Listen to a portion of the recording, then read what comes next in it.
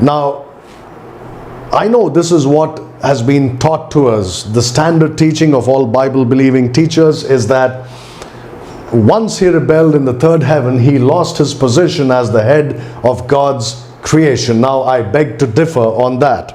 And I'm going to show you why I differ on that. Even after he was cast out of the third heaven, he still had rule over, the creation of God.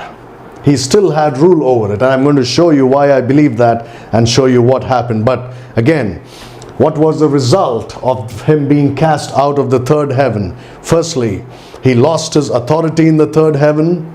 He was kicked out from the third heaven to the second heaven. Now remember this, the second heaven again is where you have the sun and the moon.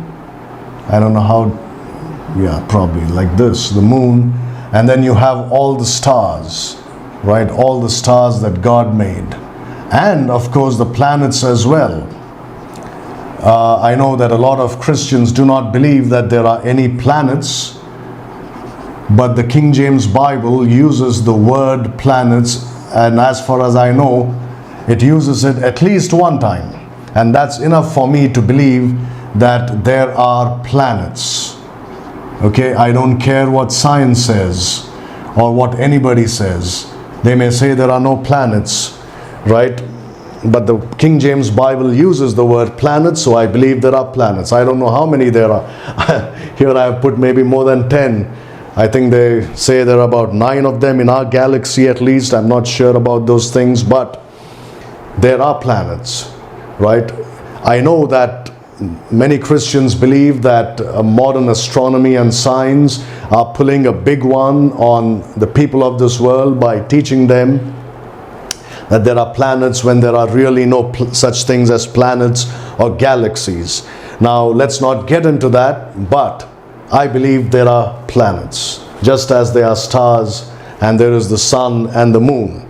Okay, so I won't give my opinion as to whether there are galaxies or not, because this is again not the subject that we are studying. But look at this, the devil still had control over the things of or the kingdom of the second heaven. Again, as I've said, there is no division made in those days, it's all one, but we'll still call it the second heaven.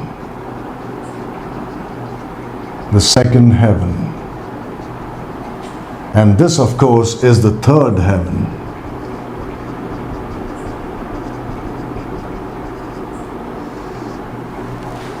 So you have the third heaven, the second heaven, and the first heaven would be the air above us, or rather the atmosphere, or the place where the birds fly and where the clouds are there. That is the first heaven, according to the Bible.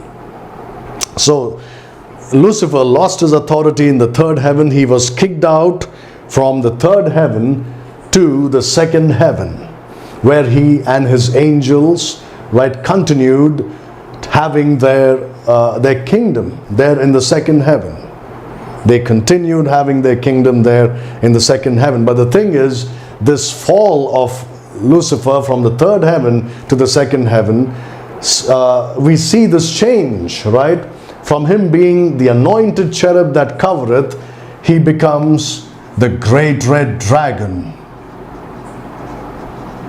He is the dragon or Leviathan.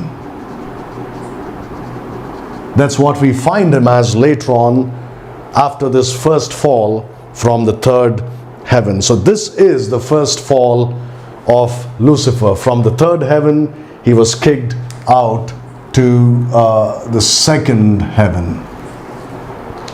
He was kicked out to the second heaven, where he continued his kingdom. He had his throne, where, again, I don't want to get into that, because again that would be speculation, or at least speculation based on studies outside of the Bible, and I don't want to get into that.